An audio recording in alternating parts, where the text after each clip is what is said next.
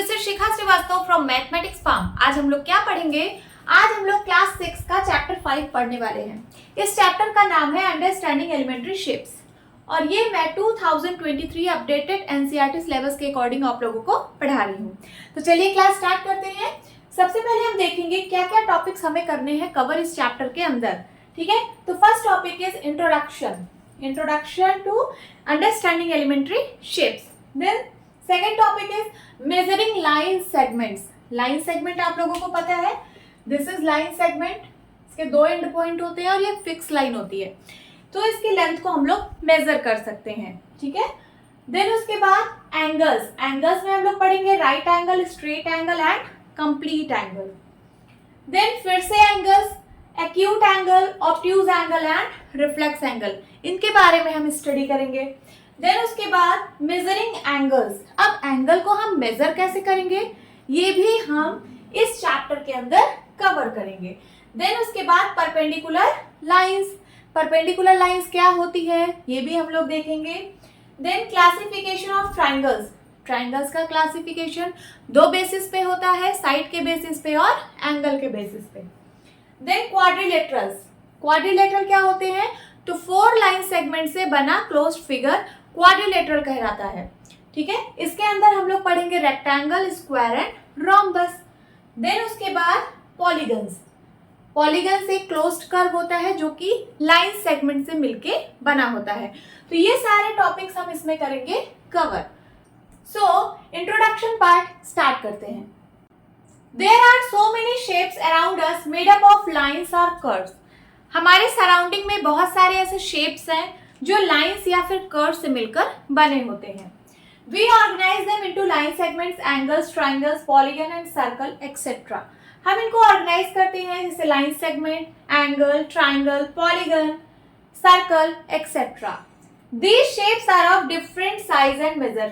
ये जो शेप्स है ये डिफरेंट साइज के हो सकते हैं और डिफरेंट मेजर के होते हैं। जैसे ये देखिए, this is line segment A B and this is angle A O B या फिर angle B O A and this is triangle, है ना। इसी तरीके से हम पॉलीगन बना सकते हैं। सपोज मैं अगर 6 साइड का पॉलीगन बना रही हूँ तो ये देखिए, दिस इज 6 साइडेड पॉलीगन, है ना।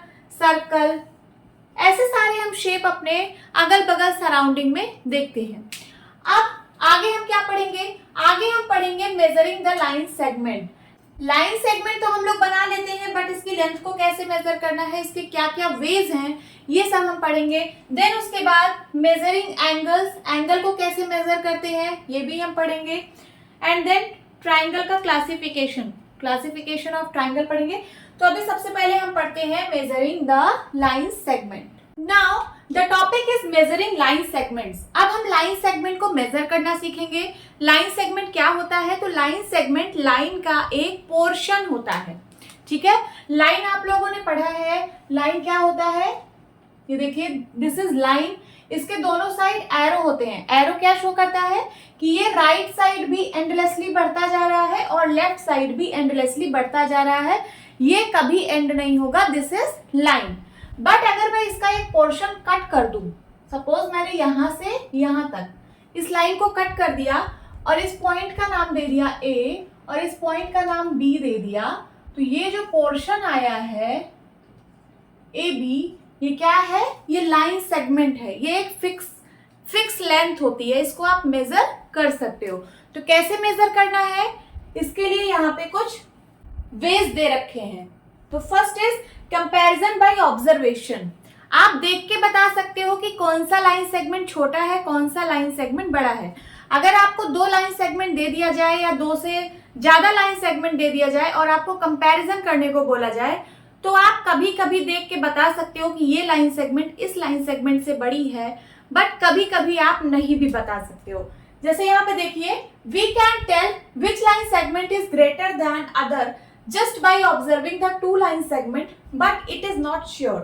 हम बता सकते हैं कि कौन सा लाइन दूसरे लाइन से बड़ा है या छोटा है ना, by observing, but it is not sure. लेकिन यह श्योर नहीं होता है।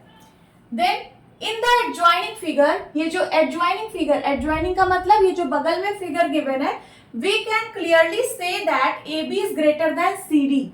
हम यहाँ पे देख के एकदम क्लियरली बोल सकते हैं कि ए बी जो लाइन सेगमेंट है वो बड़ी है सी डी लाइन सेगमेंट से, but sometime it is difficult to tell which one is greater. But कभी कभी ये डिफिकल्ट हो जाता है बताना कि कौन सा लाइन सेगमेंट बड़ा या छोटा है। यहाँ पे देखिए ए बी आपको देखने में लग रहा है कि ये लाइन सेगमेंट बड़ा है और सी डी लाइन सेगमेंट छोटा है ना। तो यहाँ पे हम क्लियरली बोल सकते हैं कि A B is greater than C D. But अगर मैं आपको यहाँ पे दो लाइन सेगमेंट दे दूं,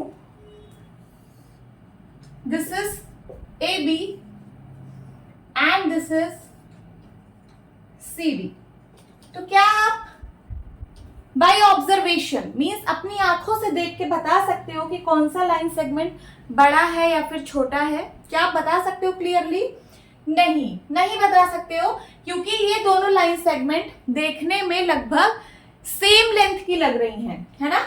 ए बी और सी डी अगर आप जस्ट ऑब्जर्वेशन अपनी आंखों से देख के बताते हो कि कौन सा बड़ा है कौन सा छोटा है, तो हम क्लियर नहीं बोल सकते कि कौन सा लाइन सेगमेंट बड़ा है और कौन सा छोटा है। सो ये जो मेथड है लाइन सेगमेंट के कंपैरिजन का, कंपैरिजन बाय ऑब्जर्वेशन, ये सुटेबल मेथड नहीं है। ये कहीं कहीं तो एप्लीकेबल है, बट कहीं कहीं आप इससे नहीं बता सकते हो कि कौन सा लाइन सेगमेंट बड़ा है और कौन सा छोटा है।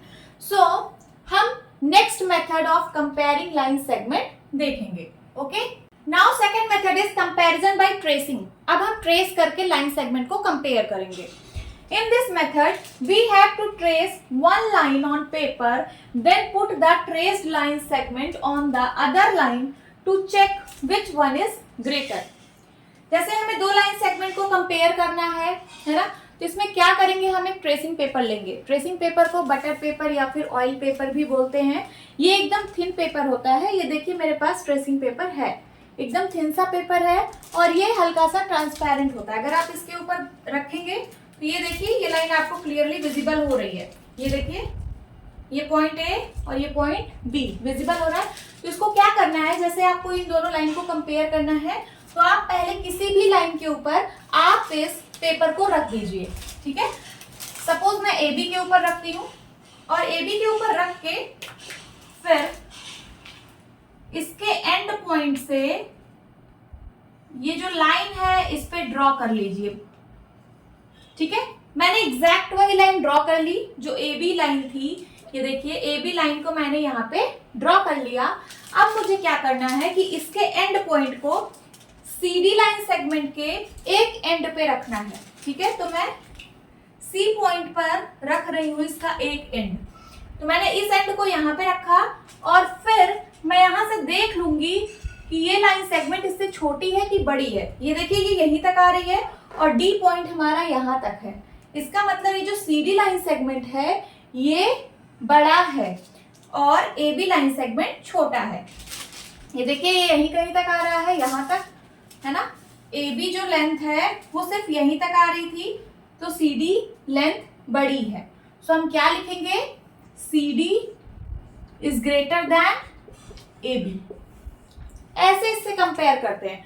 अब यहाँ देखिए पी क्यू है और आर एस है, यहाँ पे भी दो लाइन सेगमेंट है। ऐसे ही हमें कंपेयर करना है इस पेपर से। तो चलिए सबसे पहले पी क्यू को हम ट्रेस करते हैं इस एंड पॉइंट से। ये मैंने ट्रेस किया पी क्यू। अब उसके बाद इसके एंड पॉइंट, इसके एक एंड पॉइंट को इसके एक एंड पॉइंट पे रखना है। ठीक है, मैंने यहाँ पे रख दिया। अब आप यहाँ से देख सकते हो कि कौन सी लाइन छोटी है और कौन सी बड़ी है। ये देखिए ये एस पॉइंट यहाँ पे आ रहा है और ये जो मैंने ट्रेस किया था पी क्यू, इसका एंड पॉइंट यहाँ पे आ रहा है। तो ये जो एस पॉइंट है ये इससे बड़ा है, मीन्स ये R S line segment P Q line segment से बड़ा है। So R S is greater than P Q. ऐसे हम कंपेयर करते हैं इस बटर पेपर से। ठीक है, बट ये मेथड भी सुटेबल नहीं है। अगर आपके पास बहुत सारी लाइन सेगमेंट आ जाए और उसको कंपेयर करना पड़ जाए, ठीक है, तो आप डिफरेंट लाइन के लिए आप एक सेपरेट लाइन इसमें ड्रॉ करोगे इस पेपर पे। सपोज आपको इसको और इसको कंपेयर करना है, तो फिर से आपको एक सेपरेट लाइन ट्रेस करनी पड़ेगी और फिर इसके ऊपर रखना पड़ेगा। तो ये बहुत डिफिकल्ट मेथड है, लेंथी मेथड है। ठीक है, तो फिर हमें देखते हैं। Now third method is comparison using ruler and a divider. Ruler and divider, ये जो इंस्ट्रूमेंट है ये आपके ज्योमेट्री बॉक्स में होते हैं। देखिए दिस इज रूलर, रूलर आप इसको स्केल भी बोलते हो, एंड दिस इज डिवाइडर। ठीक है, ये डिवाइडर आपके ज्योमेट्री बॉक्स में होता है, आप इसका यूज नहीं जान पाते कि इसका यूज कहाँ पे है, तो आज हम लोग देखेंगे कि डिवाइडर का कहाँ पे यूज होता है। ठीक है, so we can use a ruler to measure the length of line segment. हम सिर्फ रूलर का यूज करके किसी भी लाइन सेगमेंट के लेंथ को मेजर कर सकते हैं, सिर्फ रूलर का यूज करके। ठीक है, देखिए जैसे यहाँ पे एक लाइन सेगमेंट है AB, हमें इसकी लेंथ को मेजर करना है, तो हम क्या करेंगे, ये जो अपना रूलर है, दिस इज रूलर, यहाँ पे देखिए ये 1 2 3 4 5 6 7 8 9 10, ये जो नंबरिंग लिखी हुई है ये सेंटीमीटर को शो कर रही है कि 1 सेंटीमीटर, 2 3 4 5 6 7 8 9 10। ये जो आपके ज्योमेट्री बॉक्स में ये छोटा सा रूलर होता है ये 15 सेंटीमीटर का होता है। ठीक है, यहाँ से स्टार्ट हुआ है ये 0 से, फिर 1 2 3 4 5 6 7 8 9 10 11 12 13 14 15, ये 15 सेंटीमीटर का रूलर है। ठीक है, जो आपके ज्योमेट्री बॉक्स में होता है, और हर एक सेंटीमीटर में 10-10 डिवीजन होते हैं, हर एक सेंटीमीटर के बीच में 10-10 डिवीजन होते हैं। ये जो डिवीजन है, हर एक डिवीजन 1-1 mm को शो करता है। ठीक है, 10 division is equals to 10 mm। ठीक है, और 1 division is equals to 1 mm। ठीक है, अब यहाँ पे देखते हैं, ये देखिए इसके बीच में जो डिवीजन है 1 2 3 4 5 6 7 8 9 10, ठीक है, ये mm को शो कर रहे हैं, means 10 mm is equals to 1 centimetre.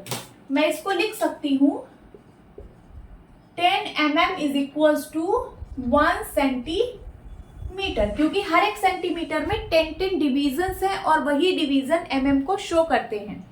ठीक है, अब यहाँ पे एक लाइन सेगमेंट AB है, इसकी लेंथ को हमें मेजर करना है, तो हम क्या करेंगे, अपने रूलर को इसके एक एंड पॉइंट पे रखेंगे, जहां से ये रूलर का 0, ठीक है, जहां से ये रूलर स्टार्ट हो रहा है, मींस 0 से ये 0 वाला पॉइंट इसके एक एंड पॉइंट पे रखेंगे। ठीक है, मैंने यहाँ पे इसके ऊपर रख दिया। देन उसके बाद यहाँ देखते हैं 1 सेंटीमीटर, 2 3 4 5, ये 5 सेंटीमीटर का लेंथ है। कितने सेंटीमीटर का, 5 सेंटीमीटर का ये लाइन सेगमेंट है। बट इसमें भी एरर आते हैं, उसको हम लोग बोलते हैं पोजिशनिंग एरर। अब पोजिशनिंग एरर क्या है, to get correct measure the eye should be clearly positioned. आप रूलर से लेंथ को मेजर कर सकते हो, बट इसमें भी एरर आता है और उस एरर को बोलते हैं पोजिशनिंग एरर। ये एरर तब आती है जब आप अपनी आंख की पोजीशन को सही जगह पे नहीं रखते हो। ठीक है, अगर आप ये देखिए यहाँ पे पोजीशन मैंने बना रखा है, जैसे आपको AB लाइन सेगमेंट की लेंथ मेजर करनी है, तो आपको क्या करना है, ये ऐसे अपने स्केल को यहाँ पे रखिए और ऐसे, ये जो इसका एंड पॉइंट है B वाला, आपको अपनी आंख को इसके जस्ट ऊपर से देखना है, करेक्ट आई पोजीशन। अगर आप वर्टिकली ऐसे स्ट्रेट देखेंगे तो आपको एकदम करेक्ट पोजीशन, ये जो मिलेगा लेंथ वो एकदम करेक्ट लेंथ मिलेगी, ये इसकी करेक्ट पोजीशन है देखने की। बट अगर आप जैसे ये देखिए यहाँ पे मान लीजिए कोई लाइन सेगमेंट बनी है, मैंने उसके ऊपर स्केल रख दी, इसका एंड पॉइंट यहाँ पे आ रहा है, पहला एंड पॉइंट यहाँ पे, दूसरा एंड पॉइंट यहाँ पे, तो मेरी आंख इसके जस्ट ऊपर होनी चाहिए, तो ये है करेक्ट आई पोजीशन। बट अगर मैं ऐसे तिरछा देखती हूँ या फिर इधर से देखती हूँ, ये देखिए ये साइड से देख रही हूँ ना, ये रॉन्ग आई पोजीशन है, ये दोनों रॉन्ग आई पोजीशन है। अगर आप इस साइड या इस साइड मीन्स एंगुलर व्यू से देखते हो, ऐसे या फिर ऐसे, तो फिर इसकी पोजीशन गलत होगी, मीन्स इसका लेंथ कुछ mm का डिफरेंस आ जाएगा, कुछ mm का एरर आ जाएगा। ठीक है, जैसे ये 5 सेंटीमीटर है, अगर आप इस साइड से देखते हो तो हो सकता है आपको ये 5.1 दिखे, 5.1 सेंटीमीटर की लेंथ आपको शो हो, तो ये क्या होगा, गलत हो जाएगा। ठीक है, टू गेट करेक्ट मेजर के लिए the eye should be clearly positioned, आपकी आंख को क्लियरली पोजिशन्ड होना पड़ेगा just vertically above the mark, उस मार्क के एकदम वर्टिकली अबव में आपकी आई होनी चाहिए, otherwise errors can happen due to angular viewing. ठीक है, अदरवाइज नहीं तो एरर्स आ जाएंगे अगर आप एंगुलर व्यू से देखते हैं। फिर से एक बार मैं आपको मेजर करना बताती हूँ। जैसे ये देखिए, ये कोई लाइन सेगमेंट है, छोटी लाइन सेगमेंट लेती हूँ जिससे अपनी स्केल से मैं बता सकूं। देखिए क्या है, ये ए बी एक लाइन सेगमेंट है, हमें इसकी लेंथ को मेजर करना है। तो क्या करेंगे, ये इसका एंड पॉइंट है, ठीक है, और हमारे रूलर में ये जो जीरो है, जीरो को इसके एंड पॉइंट पे रखना है। रख दिया मैंने। अब ये जो दूसरा है पॉइंट, इसको यहाँ पे एकदम इसके वर्टिकली अबव से आपको देखना है। जैसे यहाँ पे ये पॉइंट आ रहा है यहाँ पे, तो मुझे क्या करना है, एकदम वर्टिकली अबव, एकदम इसके वर्टिकली अबव से देखना है, ऐसे, ठीक है। तो ये आ रहा है मेरा 19.8, कितना आ रहा है, 19.8 सेंटीमीटर, ठीक है। अगर आप ये जैसे स्केल है मैंने अभी रखी हुई है, ये तो मैंने एकदम करेक्ट ऐसे वर्टिकली व्यू किया, तब मुझे एकदम करेक्ट लेंथ पता चली। बट अगर आप इसको इधर से देखते हो, ये ऐसे ऐसे देखते हो, तो आपको ये गलत दिख रही है, मुझे भी ये गलत दिख रही है। यहाँ पे 19 पॉइंट समथिंग मुझे दिख रहा है, और अगर इस साइड से आप देख रहे हो तब भी गलत ही दिख रहा है। सो आपकी आई को एकदम वर्टिकली अबव होना चाहिए, तब जाके आपको इस लाइन सेगमेंट की करेक्ट लेंथ पता चलेगी, ठीक है। अब हम डिवाइडर के यूज से देखेंगे कि कैसे लाइन सेगमेंट की लेंथ को मेजर करते हैं। Now we can use a divider to measure length. अब हम डिवाइडर के यूज से देखेंगे कि कैसे लाइन सेगमेंट की लेंथ को मेजर करते हैं। We can avoid positioning error problem by using a divider. ये जो पोजिशनिंग एरर प्रॉब्लम आ रही थी जब हम रूलर की हेल्प से लाइन सेगमेंट की लेंथ को मेजर कर रहे थे, तो जो पोजिशनिंग एरर प्रॉब्लम आ रही थी वो भी अवॉइड हो जाएगी जब आप डिवाइडर के यूज से लेंथ मेजर करोगे तो, ठीक है। सो ये जो पोजिशनिंग एरर आ रही थी, ये क्यों आ रही थी, because of thickness of scale. Scale की कुछ थिकनेस होती है, इसकी वजह से पोजिशनिंग एरर प्रॉब्लम आ रही थी, ठीक है। पोजिशनिंग एरर प्रॉब्लम जब आप एंगुलर व्यू से देख रहे थे तो आपको कुछ mm की एरर आ रही थी, तो इस एरर को अवॉइड करने के लिए हम डिवाइडर का यूज करेंगे, ठीक है। तो कैसे यूज करना है इसको देखना है। यहाँ पे मैंने एक लाइन सेगमेंट ए बी बना रखा है, ठीक है। ए बी लाइन सेगमेंट में दो एंड पॉइंट है, एक एंड पॉइंट और दो एंड पॉइंट है ना। आपको क्या करना है, इस डिवाइडर को स्ट्रेच करना है, इसकी निडल्स को ऐसे स्ट्रेच करना है। फिर उसके बाद इतना स्ट्रेच करना है कि इसका एक एंड पॉइंट, इस निडल को इसके एक एंड पॉइंट पे रखो और दूसरे निडल को इसके दूसरे एंड पॉइंट पे रखो, ठीक है। तो ये देखिए मैंने यहाँ पे रख दिया, एक एंड पॉइंट यहाँ पे है और एक एंड पॉइंट यहाँ पे है, ठीक है। इसकी दोनों निडल इसके एंड पॉइंट पर है।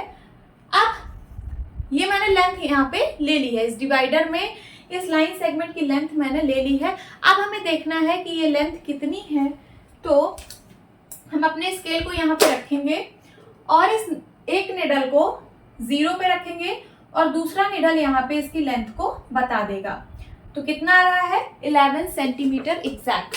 कितना आ रहा है, 11 सेंटीमीटर। तो इस लाइन सेगमेंट AB की जो लेंथ है वो 11 सेंटीमीटर है। इसमें एक ध्यान देना है कि ये जो आपका डिवाइडर है ये अच्छे से टाइट होना चाहिए, बिल्कुल लूज नहीं होना चाहिए। अगर लूज होगा तो आप जो यहाँ पे ये जो लेंथ इसमें लोगे, ठीक है, और आपका लूज रहा तो ये लेंथ जो है गड़बड़ हो जाएगी, फिर आपका एरर आना स्टार्ट होगा। तो इसके लिए आपको डिवाइडर को एकदम टाइट रखना है, बिल्कुल हिले डुले ना, ठीक है। तो ये सबसे बेस्ट मेथड है लाइन की लेंथ को मेजर करना, ठीक है। बट जनरली लोग इसको यूज करते नहीं है, सब लोग रूलर का ही यूज करके लाइन सेगमेंट की लेंथ को मेजर करते हैं। बट मैंने बता दिया कि डिवाइडर से कैसे मेजर करते हैं, ओके। नाउ अब हम पढ़ेंगे एंगल्स। एंगल्स में हम लोग पढ़ेंगे right angle, straight angle and complete angle, ठीक है। आप लोगों को डायरेक्शन बनानी आती होगी 2D प्लेन पे, ठीक है। कैसे, ये देखिए, east direction, west, north, south, ये आप लोगों को आता होगा। ये सारे एंगल्स पढ़ने से पहले आप लोगों को एक चीज और पता होना चाहिए, वो है clockwise and anti clockwise direction, ठीक है। इसके लिए हम एक क्लॉक बनाते हैं, दिस इज क्लॉक।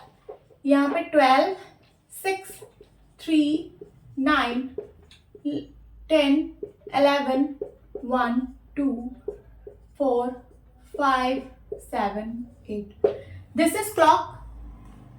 क्लॉक जो हैंड्स होती हैं that is minute hand, hour hand and second hand, ये जिस डायरेक्शन में मूव करती हैं उसको हम लोग बोलते हैं क्लॉकवाइज डायरेक्शन। अभी सपोज मैं यहाँ पे एक हैंड बनाती हूँ, मान लीजिए मिनट हैंड है। अब मिनट हैंड कैसे मूव करेगी, तो 12 से 1 पे जाएगी, फिर 2 पे, फिर 3 पे, 4 पे, 5 पे, 6 पे, 7 पे, 8 पे, 9, 10, 11, 12, इस डायरेक्शन में मूव करेगी ना, इस डायरेक्शन में ऐसे 12 से ऐसे चलेगी और ऐसे मूव करेगी। तो ये जो डायरेक्शन है इसको हम लोग बोलेंगे क्लॉकवाइज डायरेक्शन। तो मैं यहां पे लिख देती हूं, इस डायरेक्शन को हम लोग बोलते हैं क्लॉकवाइज डायरेक्शन, और इसके अपोजिट डायरेक्शन को बोलते हैं एंटी क्लॉकवाइज डायरेक्शन। ये देखिए, इस डायरेक्शन को हम लोग क्या बोलेंगे, एंटी क्लॉकवाइज डायरेक्शन।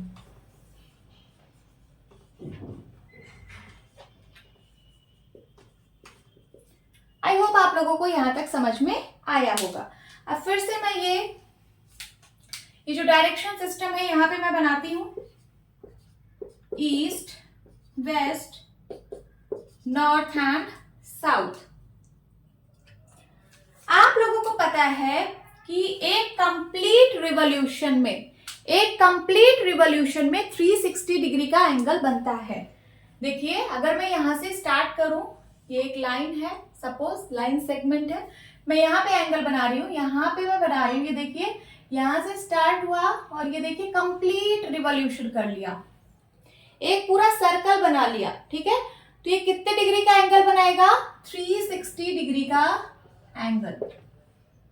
मींस एक कंप्लीट रिवॉल्यूशन में 360 डिग्री का एंगल बनता है, ठीक है। अगर मैं इसको 4 इक्वल पार्ट में डिवाइड कर दूं, इक्वल पार्ट्स में, ठीक है, तो अब बताइए ये कितने डिग्री का एंगल बनेगा हर एक पार्ट में, ठीक है। ये कंप्लीट आपको पता है 360 डिग्री। अब मैंने इसको 4 पार्ट्स में डिवाइड कर दिया, तो अब बताइए कितने कितने डिग्री का एंगल बनेगा, 90 का बनेगा कि नहीं, बनेगा कि नहीं।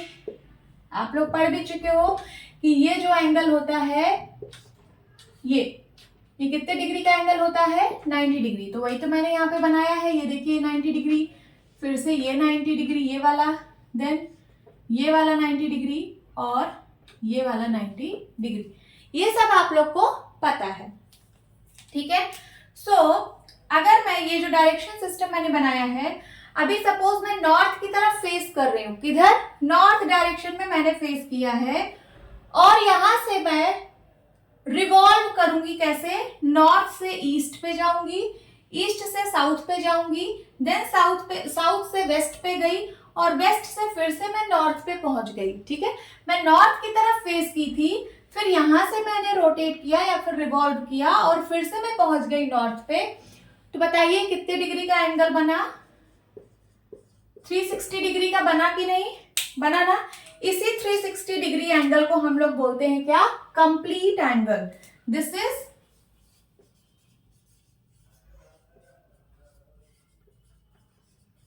Complete angle. देन उसके बाद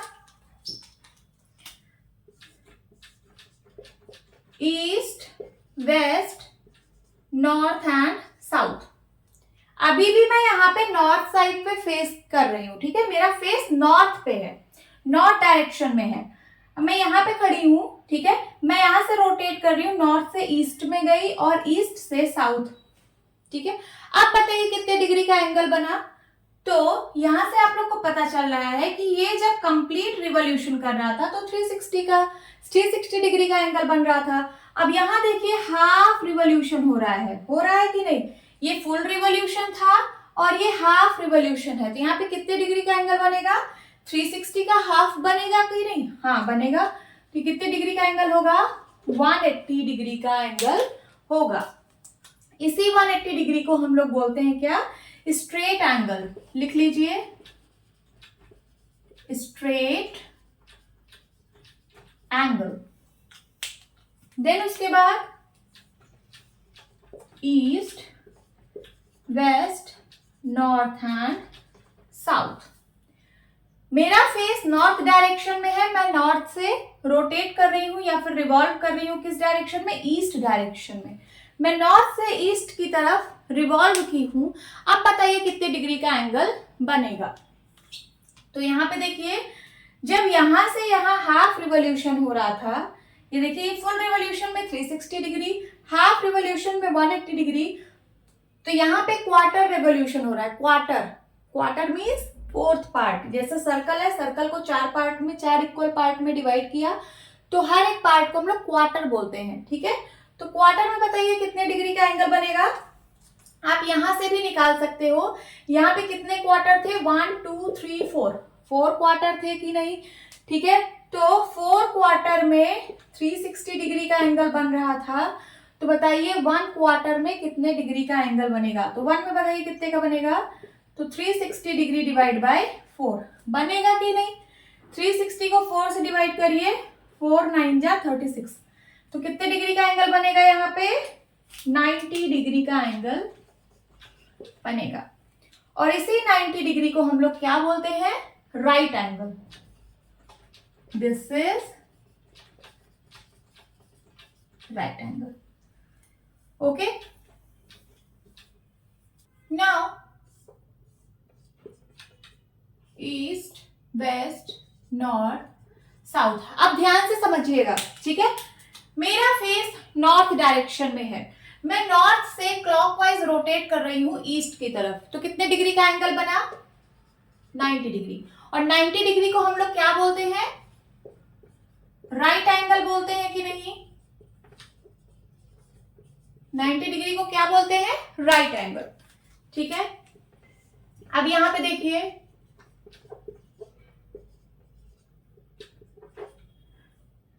मेरा फेस नॉर्थ डायरेक्शन में है, मैं नॉर्थ से रिवॉल्व कर रही हूं। सबसे पहले नॉर्थ से मैं ईस्ट पे आई, फिर ईस्ट से मैं साउथ पे गई।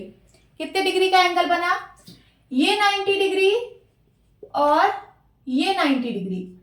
कितना बन गया, 90 डिग्री मिलके यहां से यहां तक पूरा 180 डिग्री का एंगल बन गया। कितना, 180 डिग्री का। और 180 डिग्री को हम लोग क्या लिख सकते हैं, 180 degree is equals to 2 into 90 degree लिख सकते हैं कि नहीं, लिख सकते हैं। इसका मतलब 180 डिग्री को मैं बोल सकती हूं 2 right angles, 2 right angle. Then उसके बाद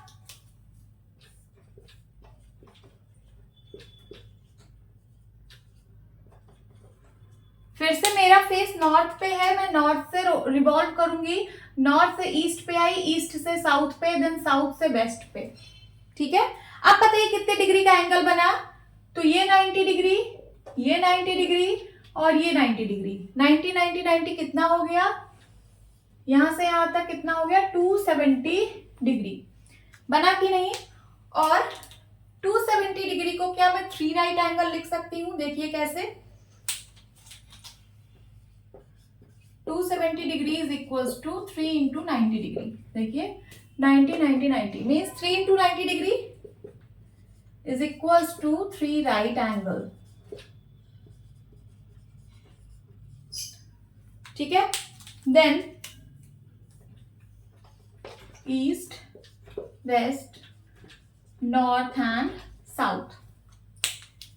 अभी भी मैंने नॉर्थ की तरफ फेस किया है, मैं नॉर्थ से रिवॉल्व कर रही हूँ, नॉर्थ से ईस्ट पे आई, ईस्ट से साउथ पे, साउथ से वेस्ट पे एंड फिर वेस्ट से नॉर्थ पे चली गई। अब कितने डिग्री का एंगल बना, तो 90 90 90 90 दैट इज 360 डिग्री का एंगल बना। मैं 360 डिग्री को क्या लिख सकती हूँ,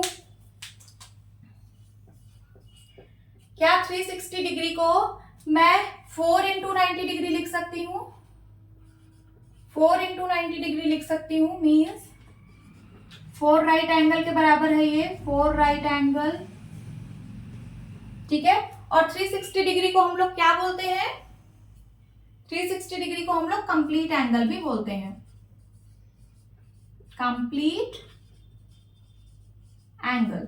और 180 डिग्री को और क्या बोलते हैं, तो 180 डिग्री को बोलते हैं स्ट्रेट एंगल।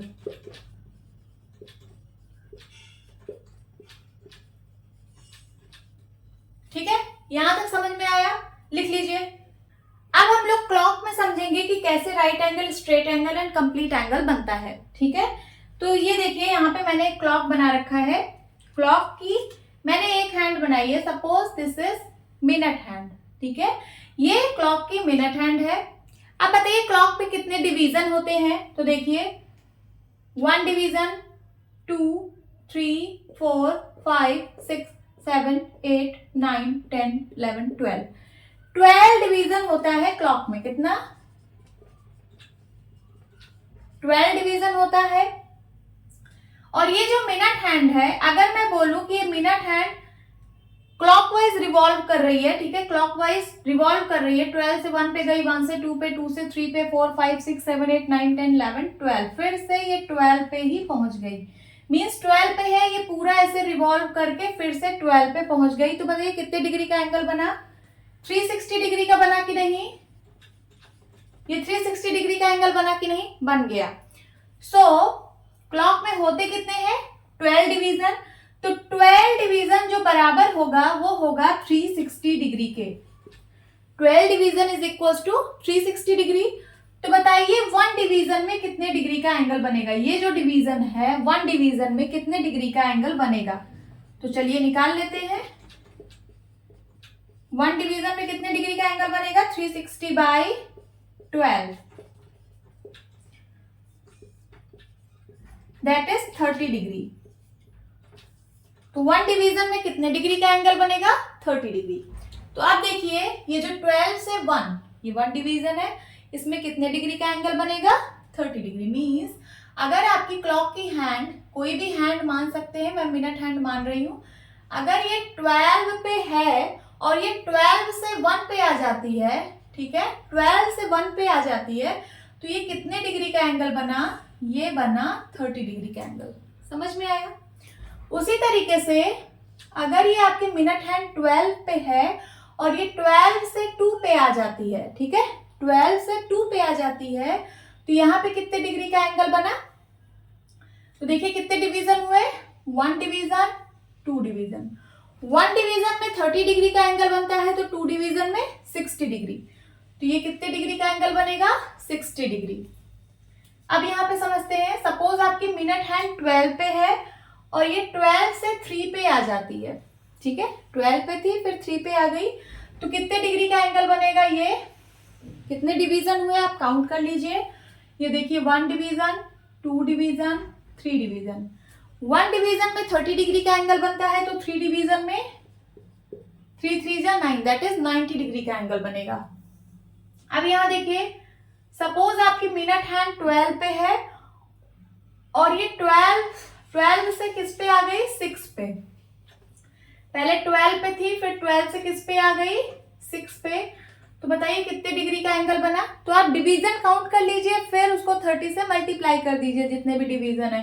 तो देखिए 1 2 3 4 5 6 डिवीजन है, तो आप 1 डिवीजन में 30 डिग्री, तो 6 डिवीजन में 6 3 जा, ये देखिए 1 डिवीजन में 30 डिग्री, तो 6 डिवीजन में कितना होगा? 30 इंटू 6, दैट इज 180 डिग्री। तो ये कितने डिग्री का एंगल बना? 180 डिग्री का एंगल बना। एक और क्लॉक बनाती हूं। 12 6 3 9 10 11 1 2 4 5 7 8, ठीक है। ये आपकी मिनट हैंड 12 पे है, सपोज 12 पे है, फिर ये 12 से ऐसे रिवॉल्व करके ये पहुंच गई किस पे? 9 पे। 12 पे थी, फिर ये पहुंच गई 9 पे। तो बताइए यहां से यहां तक कितने डिग्री का एंगल बना? तो डिवीजन काउंट करके उसको 30 से मल्टीप्लाई कर दीजिए। 1 डिवीजन, 2 3 4 5 6 8 9 डिवीजन बना। 1 डिवीजन में 30 डिग्री, तो 9 डिवीजन में देखिए 1 डिवीजन में 30 डिग्री का एंगल बन रहा है, तो 9 डिवीजन में 9 into 30 degree, that is 270 degree का एंगल बनेगा। तो यहां से यहां तक कितने डिग्री का एंगल बना? 270 डिग्री का एंगल बना। और ये जो ये छोटा वाला एंगल है, ये कितने डिग्री का एंगल होगा? तो ये 90 डिग्री का है। कैसे? यहाँ पे देखिए कितने डिवीजन है, ये 1 डिवीजन, 2 डिवीजन और ये 3 डिवीजन। 3 डिवीजन है तो 3 डिवीजन का मतलब 90 डिग्री, 1 डिवीजन का मतलब 30 डिग्री, है ना। समझ में आया? आपकी क्लॉक की हैंड कहीं पे भी हो सकती है। मैंने अभी 12 पे लिया है। सपोज इसको मैं इरेज करके यहीं पे समझा देती हूँ। सपोज आपकी मिनट की हैंड 2 पे है। कहाँ पे है? 2 पे है। अब ये 2 से पहुंच गई 5 पे, तो बताइए कितने डिग्री का एंगल बना? बता सकते हैं आप लोग कि नहीं? ये कितने डिग्री का एंगल बना? तो देखिए आप डिवीजन बस काउंट कर लीजिए, फिर जितने भी डिवीजन उसको 30 से मल्टीप्लाई कर दीजिए, आंसर आ जाएगा। तो देखिए 2 से 3 1 डिवीजन, 3 से 4 2 डिवीजन, 4 से 5 3 डिवीजन। 1 डिवीजन में 30 डिग्री तो 3 डिवीजन में 90 डिग्री। ये 90 डिग्री का एंगल बना। ओके, आई होप आप लोगों को ये भी अच्छे से समझ में आया होगा। अब हम लोग यहाँ पे रिवॉल्यूशन के बारे में भी समझ लेते हैं। देखिए 360 डिग्री को हम लोग 1 रिवॉल्यूशन बोलते हैं कि नहीं? 360 डिग्री को 1 रिवॉल्यूशन बोला जाता है। अगर यहाँ पे मैं डायरेक्शन सिस्टम बना लूं, east west north and south, ठीक है। अगर आप नॉर्थ की तरफ फेस कर रहे हो, फिर आप ऐसे रिवॉल्व होके फिर से नॉर्थ पे पहुंच गए, जिसका मतलब आपने 1 कंप्लीट रिवॉल्यूशन कर लिया। और ये 1 कंप्लीट रिवॉल्यूशन जो है वो 360 डिग्री के एंगल के बराबर होता है। उसी तरीके से क्लॉक में भी 12 6 3 9। सपोज आपकी क्लॉक की कोई हैंड, सपोज मिनट हैंड 12 पे है और ये ऐसे रिवॉल्व होके फिर से 12 पे आ गई, तो इसका मतलब कितने डिग्री का एंगल बना? 360 डिग्री का एंगल बना। दैट इज 1 कंप्लीट रिवॉल्यूशन, ठीक है। 180 डिग्री को हम लोग क्या बोलेंगे? 180 डिग्री को 180 डिग्री का मतलब हाफ रिवॉल्यूशन। मींस अगर आप नॉर्थ पे हो, अगर आप नॉर्थ की तरफ हो, नॉर्थ की तरफ फेस कर रहे हो और आप नॉर्थ से साउथ पे आ जाते हो, यही है 180 डिग्री, यही है हाफ रिवॉल्यूशन, है ना। ये 180 डिग्री है तो 180 डिग्री को हम लोग क्या बोलेंगे? Half revolution. कैसे? 360 डिग्री को हम लोग 1 रिवॉल्यूशन बोल रहे थे, तो 180 डिग्री को हम लोग क्या बोलेंगे? हाफ रिवॉल्यूशन बोलेंगे कि नहीं? कैसे? तो देखिए ऐसे आप यहां से निकालिए, 1 revolution is equals to 360 degree, then half revolution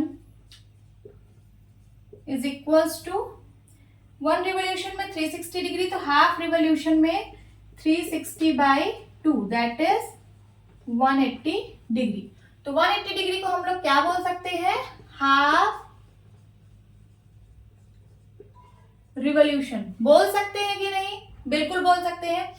अब यहाँ पे देखिए, अगर आप नॉर्थ की तरफ फेस कर रहे हो और नॉर्थ से आपको ईस्ट पे जाना है, कहाँ जाना है? नॉर्थ से ईस्ट पे, तो ये बताइए आपने कितना रिवॉल्यूशन किया? 1/4 रिवॉल्यूशन किया कि नहीं? 1/4 रिवॉल्यूशन किया, हाँ। तो यहाँ लिखिए 1/4 रिवॉल्यूशन इज इक्वल्स टू कितना हो जाएगा? 1 रिवॉल्यूशन में 360 डिग्री, तो 1/4 रिवॉल्यूशन में 360 degree by 4 that is 90 degree. तो 90 डिग्री को हम लोग बोलते हैं 1/4 रिवॉल्यूशन, 180 डिग्री को बोलते हैं हाफ रिवॉल्यूशन और 360 डिग्री को बोलते हैं 1 रिवॉल्यूशन। अब एक एंगल और बचा, वो है 270 डिग्री। 270 डिग्री को हम लोग क्या बोलेंगे? ये भी हम लोग समझ लेते हैं। ये देखिए 1/4 रिवॉल्यूशन हम लोग 90 डिग्री को बोलते हैं कि नहीं? और 270 डिग्री को क्या मैं 3 × 90 डिग्री लिख सकती हूँ? लिख सकती हूँ ना, 3 × 90 डिग्री, ठीक है, इज इक्वल्स टू 90 डिग्री को हम लोग बोलते हैं 1/4 रिवॉल्यूशन, और ये 3 टाइम्स है, तो इसका मतलब 3 × 1/4 रिवॉल्यूशन। मल्टीप्लाई करा दीजिए तो कितना आ जाएगा? 3 × 1 = 3/4 रिवॉल्यूशन।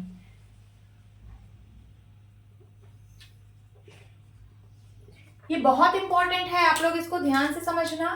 ये 270 डिग्री को हम लोग बोलते हैं 3/4 रिवॉल्यूशन। कैसे निकला? इसको 3 × 90 डिग्री लिख सकते हैं, 180 डिग्री को बोलते हैं हाफ रिवॉल्यूशन, 360 डिग्री को बोलते हैं 1 रिवॉल्यूशन एंड 90 डिग्री को बोलते हैं क्या, 1/4 रिवॉल्यूशन। ओके, बाकी आप लोग जानते ही हो कि 90 डिग्री को राइट एंगल बोला जाता है, 180 डिग्री को स्ट्रेट एंगल बोला जाता है, 360 डिग्री को कंप्लीट एंगल बोला जाता है। अब यहाँ क्लॉक में भी समझ लेते हैं।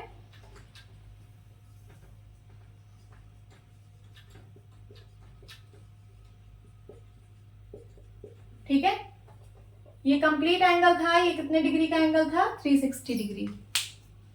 अगर ये मिनट हैंड 12 से 6 पे आ जाए तो बताइए कितना रिवॉल्यूशन हुआ। तो ये देखिए कितने डिग्री का एंगल बन रहा है, 180 डिग्री। और 180 डिग्री को हम लोग क्या बोलते हैं, हाफ रिवॉल्यूशन। तो इसको हम लोग क्या बोलेंगे, हाफ रिवॉल्यूशन बोलेंगे। देन उसके बाद अगर ये मिनट हैंड 12 पे थी, 12 से ये 9 पे आ गई, तो बताइए कितना रिवॉल्यूशन हुआ, बताइए कितना रिवॉल्यूशन हुआ। तो यहाँ कितने डिग्री का एंगल बन रहा है, सबसे पहले ये देख लेते हैं। ठीक है, तो कितने डिवीजन कंप्लीट किए, 1 2 3 4 5 6 7 8 9 डिवीजन कंप्लीट किया। 1 डिवीजन में 30 डिग्री, तो 9 डिवीजन में 9 3 जा 27, दैट इज 270 डिग्री। ये 270 डिग्री है, तो 270 डिग्री को हम लोग कितना रिवॉल्यूशन बोलते हैं, 3/4 रिवॉल्यूशन। ठीक है, और अगर हमारी आर हैंड 3 पे थी और 3 से आ गई 6 पे, तो बताइए कितना रिवॉल्यूशन हुआ। ठीक है, तो डिवीजन काउंट करिए, 3 से 4 1 डिवीजन, 4 से 5 2 डिवीजन एंड 5 से 6 3 division. 1 division is equal to 30 degree, तो 3 division is equal to 90 degree. तो यहाँ पे 90 डिग्री का एंगल बन रहा है और 90 डिग्री को हम लोग क्या बोलते हैं, 1/4 रिवॉल्यूशन। ठीक है, सो आई होप आप लोगों को ये पूरा अच्छे से समझ में आया होगा। नाउ अब हम लोग पढ़ेंगे acute angle, obtuse angle and reflex angle के बारे में। ठीक है, सो राइट एंगल आप लोगों को पता है, अगर मैं एक हॉरिजॉन्टल लाइन खींच दूं और एक वर्टिकल लाइन खींच दूं, ये देखिए। ठीक है, तो यहाँ पे कितने डिग्री का एंगल बनता है, 90 degree. 90 degree means right angle. Acute angle क्या होता है, एक्यूट एंगल ऐसे एंगल को बोलते हैं जो 90 डिग्री से छोटे होते हैं। मीन्स ये वाला एंगल यहां से यहां तक, ये 90 डिग्री से छोटा होगा, चाहे ये 60 डिग्री का है या 70 डिग्री का है, बट 90 से छोटा है। ये देखिए, ये यहां से यहां तक पूरा 90 डिग्री और ये यहां से यहां तक 90 से छोटा है। उसी तरीके से यहां से यहां तक ये भी एंगल एक्यूट एंगल है, ये भी एंगल क्या है, यहां से यहां तक एक्यूट एंगल है और यहां से यहां तक भी एक्यूट एंगल है। ठीक है, सो एक्यूट एंगल क्या होते हैं,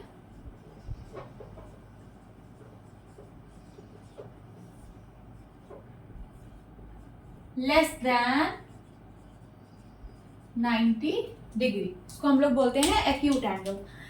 अब देखते हैं ऑब्ट्यूज एंगल क्या होता है। तो ऑब्ट्यूज एंगल ऐसे एंगल को बोलते हैं जो 90 डिग्री से बड़ा होता है और 180 डिग्री से छोटा होता है। तो ये देखिए, मैंने यहाँ पे ये 2 रे बनाई, एक इस साइड एक इस साइड। अगर मैं इस पूरे एंगल की बात करूं तो ये 180 डिग्री का एंगल है, पूरा एंगल 180 डिग्री का एंगल है। और यहाँ पे मैं एक डॉटेड लाइन से वर्टिकल लाइन बना रही हूँ। यहां से यहां तक कितने डिग्री का एंगल है, तो यहां से यहां तक ये 90 डिग्री का एंगल है। जो ऑब्ट्यूज एंगल होता है वो 90 डिग्री से बड़ा और 180 डिग्री से छोटा। मींस यहां कहीं आएगा, यहां से लेके यहां तक ये 90 डिग्री से बड़ा एंगल है और 180 डिग्री से छोटा है, तो ये एंगल कैसा है, ऑब्ट्यूज एंगल। उसी तरीके से यहां से यहां तक ये भी एंगल कैसा है, ऑब्ट्यूज। ये वाला एंगल यहां से यहां तक ये भी कितना है, ये भी कैसा एंगल है, ऑब्ट्यूज एंगल। तो लिख लीजिए, ऑब्ट्यूज एंगल जो होते हैं वो greater than 90 degree and less than 180 degree.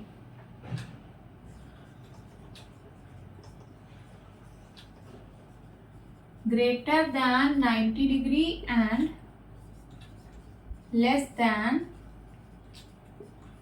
180 degree.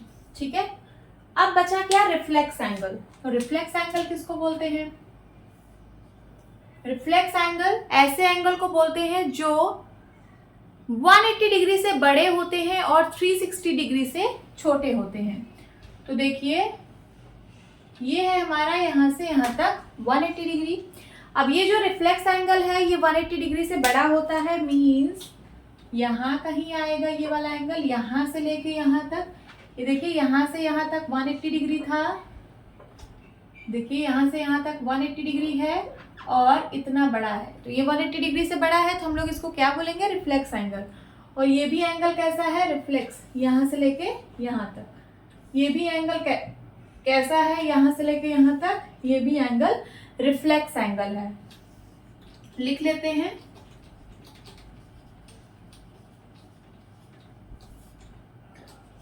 Greater than 180 degree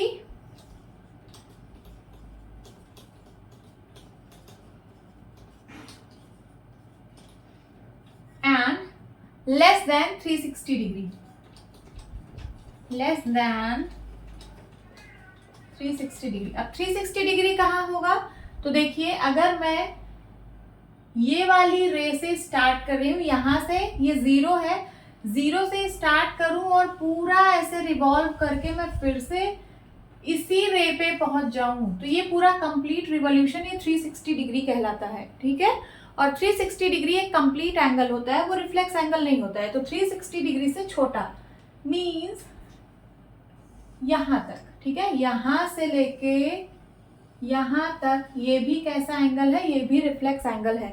180 degree से बड़ा है और 360 डिग्री से छोटा है। ओके, तो इसको भी लिख लीजिए आप लोग। Now the topic is measuring angles, ठीक है।